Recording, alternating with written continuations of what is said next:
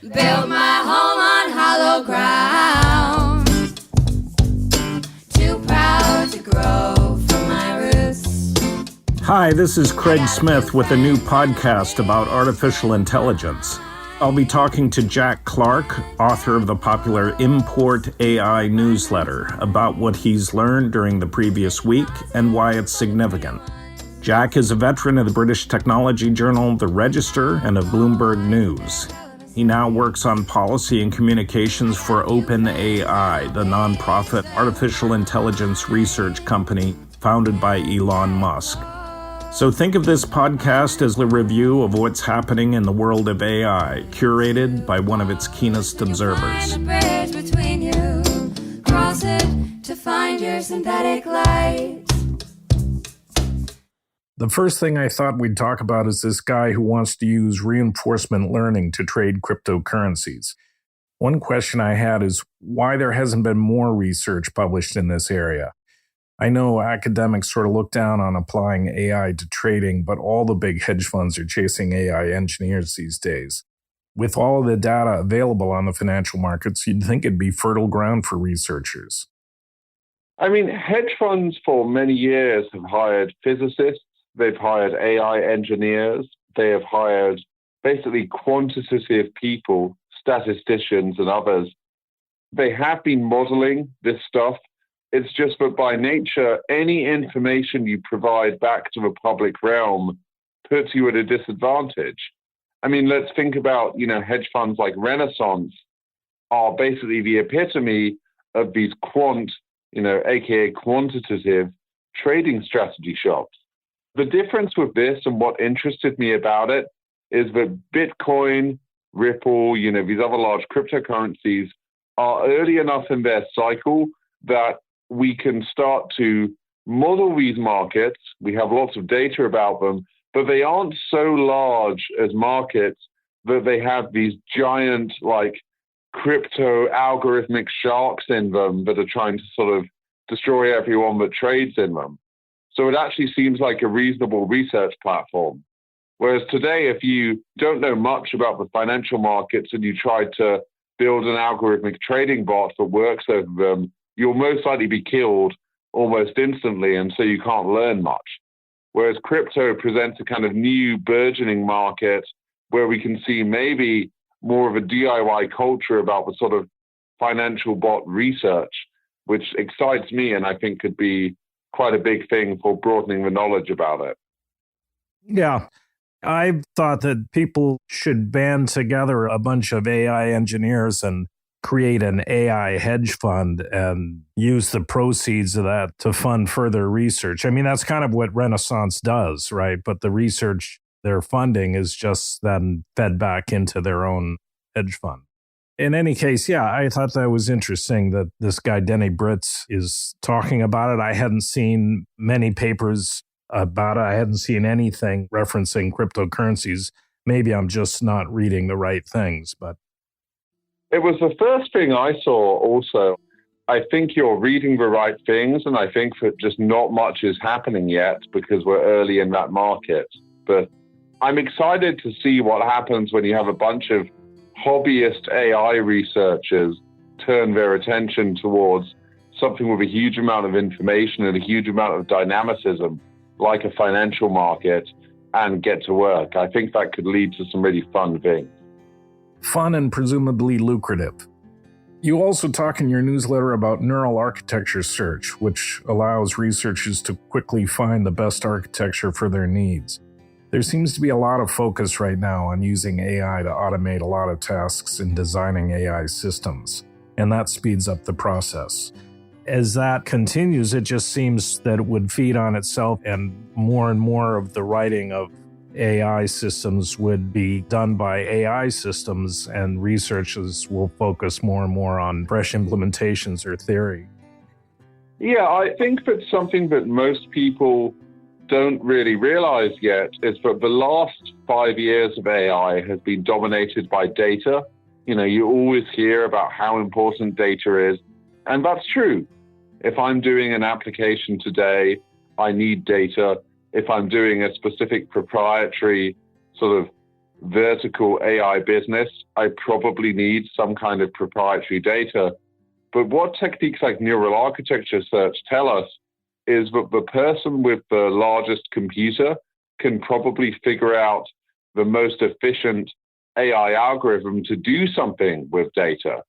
And regardless of how strategic data is in the future, techniques like neural architecture search mean that the person that can wield that the most effectively will essentially be the most flexible and most agile at taking whatever data they're presented with and creating some best-in-class algorithm on top.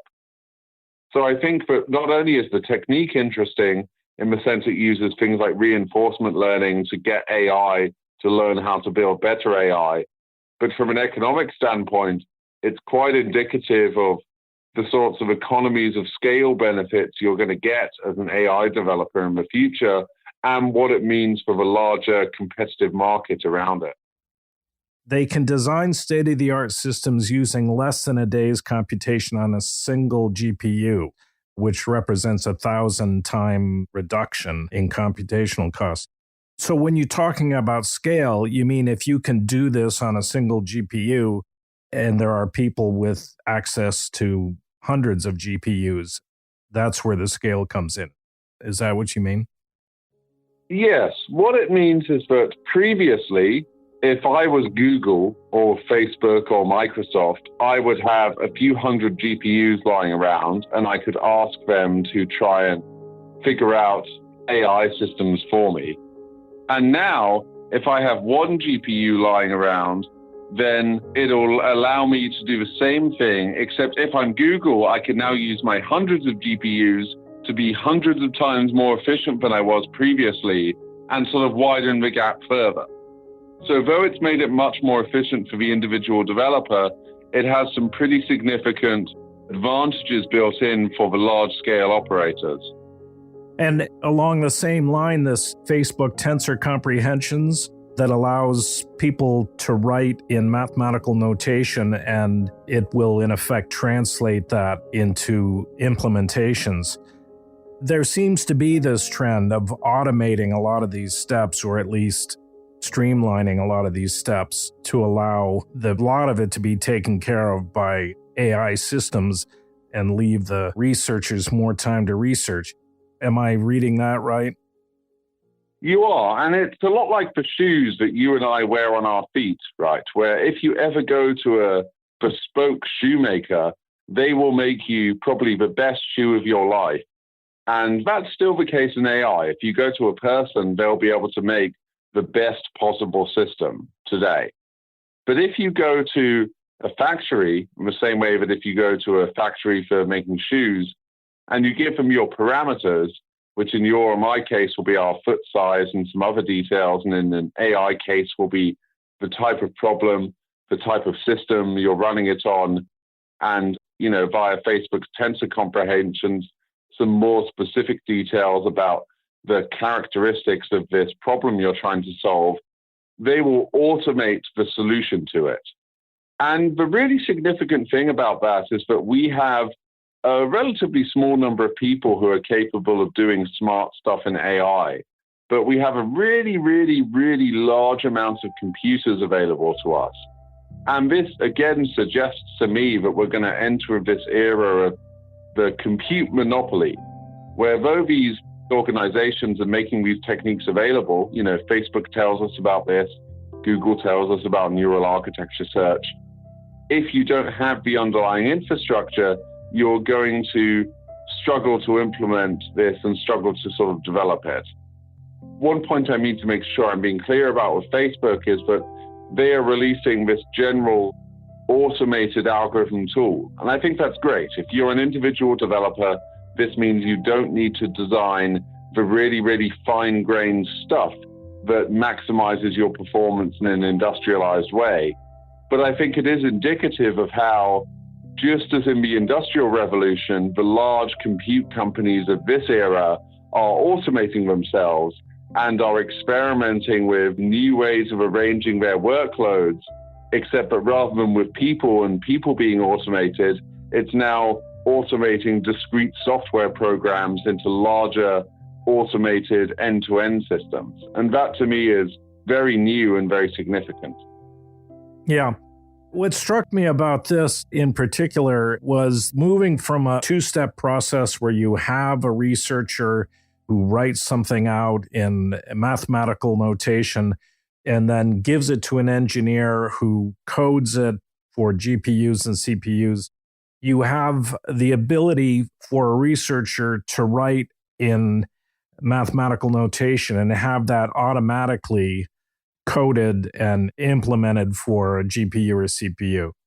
Are we moving to the day where you will not even need to write in mathematical notation, that you'll be able to write in natural language, and that will be translated into code? I wish we were in that day now, but we are some distance from it. Like where we are now is more like I can write a somewhat less alien programming language and I can automate the sort of underlying system to a high degree. And that's what you're seeing with tensor comprehensions and to some extent with these neural architecture search techniques. I think that language is going to be one of the last things that we get really, really, really good at before we have fundamental breakthroughs in the field that people call artificial general intelligence. So as hopeful as you are, Craig, I really wouldn't hold your breath here. I actually think that it's going to sadly take a while before you or me can specify in natural language stuff that it's able to do. And the reason why that is that it needs to map your language to a very specific subset of technical commands, which it then needs to map to a broad set of sort of technical implementation terms. And language is so unrestricted and so broad, even relative to programming languages that we use for computers, that I think it's going to be one of the last things we do.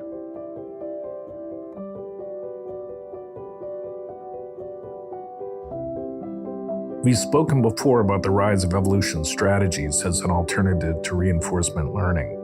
You highlight Google's research that shows the results of the two techniques converging when they're extended out far enough. Can you talk a little bit about that? Evolution is all around us.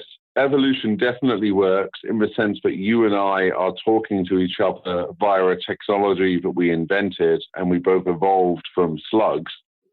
So we have some pretty compelling evidence that over a long enough timescale, evolution produces significant things. Reinforcement learning has weirdly more of a theoretical basis, more of a reason to believe in it, and more of a reason to be able to easily develop it. And what this Google research showed is that if you have a very, very, very large number of computers, a large enough amount to leverage the distributed intelligent nature of evolution, then evolution will converge to a higher accuracy amount faster than reinforcement learning. So if you run the computers for a long enough amount of time, reinforcement learning and evolution strategies attain something corresponding to parity. And that's pretty interesting. And that, again, comes back to a point that you and I were talking about earlier, which is about compute. And evolution strategies you can view as a big sort of dumb tool that gets its power from compute. And reinforcement learning as a slightly more specific tool that gets its power from certain priors baked into the algorithm that help the algorithm efficiently learn over the information it's provided. And what you find is that if I'm in a regime where I have an infinite number of computers, then evolution strategies does just as well, if not marginally better than reinforcement learning.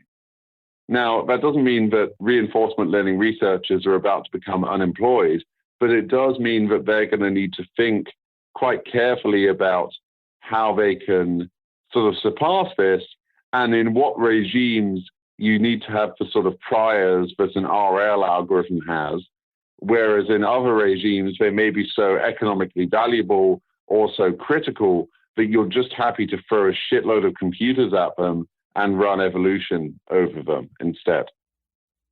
And what did you mean when you said that larger computer operators will be able to explore potentially dangerous use cases earlier, giving them an advantage? What I mean is that we're entering the era where we can design AI agents that can take actions in the world as well as just sort of passively observe them. The whole end point of reinforcement learning is to design AI agents that can be installed on, robots or cars or drones or what have you, that can do things. They know how to do things. They know how to generalize their actions. And it tells us that people with the biggest computers can probably train the most advanced AI agents to take actions in the world. And so they're going to become aware quicker than other people about whether these things are dangerous or not. They're going to be able to learn how capable a drone is that can, say, follow a person running around a forest and target them. That's something that you're going to learn if you have a bigger computer. And that doesn't necessarily mean you have to use evolution strategies or you have to use reinforcement learning. But one of the messages of this research is that if you have larger computers, you can explore this strange frontier more. But the point that experiments like this suggest that large compute operators will be able to explore potentially dangerous use cases earlier doesn't necessarily have anything to do with evolution strategies versus reinforcement learning. It's just that these guys showed that with 450 GPUs, they can see down the road that these two things converge. And so with that kind of compute, they'll be able to see other things down the road faster than someone that doesn't have that much computing power. It's sort of chicken and egg. Like if I have a very large number of computers, then it's very reasonable for me to test evolutionary strategies versus reinforcement learning. If I have a small number of computers, I'm going to use the area that has the greatest theoretical justification, which is to some extent RL, versus evolution, which I know requires sort of larger quantities of computers to get the initial performance, but may converge faster than RL. And it tells you that you're in this kind of rich get richer world where the people with the largest computer can probably do the more impactful experiments about the underlying theoretical constraints of the scientific discipline they're working in.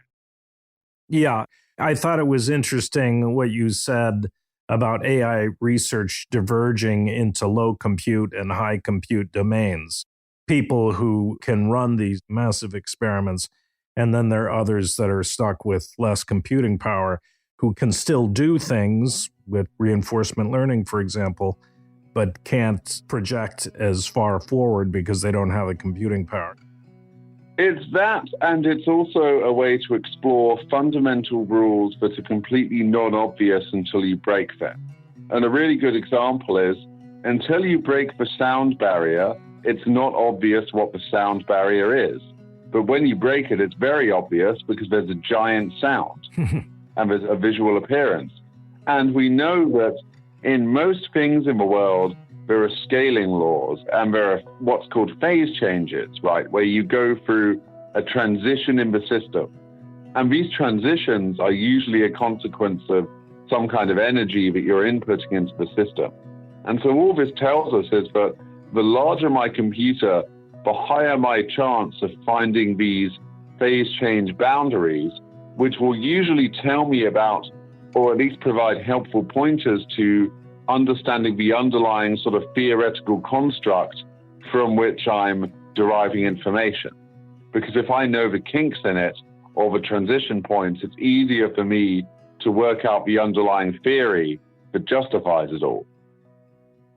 Let's move on to some interesting applications, particularly in the world of healthcare. You talk about one study that frankly amazed me. This study that took data from wearable devices like Fitbit and Apple Watch and showed a high accuracy at detecting things like diabetes and high cholesterol, high blood pressure, sleep apnea. That really surprised me because it doesn't seem to me that something as simple as an Apple Watch or a Fitbit simple in terms of what kind of data it's collecting, would be enough to make those kind of diagnoses, but the probabilities were very high, 80%, 75%. Was this groundbreaking? Have there been other studies that have shown that such skimpy data can provide that kind of a diagnosis? And if so, how long before we see commercialization of this kind of thing? Because it sounds fantastic. So, a rule that we keep on finding with deep learning systems is that they are able to discover things that were non-obvious to professionals before. And I'll give you a very tangible example. Just this week, Google published a new paper that showed that by looking at scans of people's eyeballs, it was better able to predict certain cardiological problems than doctors. And that was because its model had learned an interesting correspondence presence in sort of the data set of people's eyeballs that it was showed that somehow correlated to their underlying health of their heart. And that's obviously a very strange thing to understand, right? You know, it's not obvious how they connect. However, I think that there's pretty compelling evidence that they do connect and that this system found a connection. And to me, this study was very similar, where you're using somewhat crude data, you know, to learn about people's, you know, sleep apnea. You're reading off information about their wrists, somewhat similar to learning about people's hearts by looking at their eyeballs. And given the aggregate data, the sort of unprecedentedly large group, in the sense that getting very large medical study groups together is a massive pain currently, and they were able to sort of trivially get thousands of people to donate data, shows these interesting correspondences.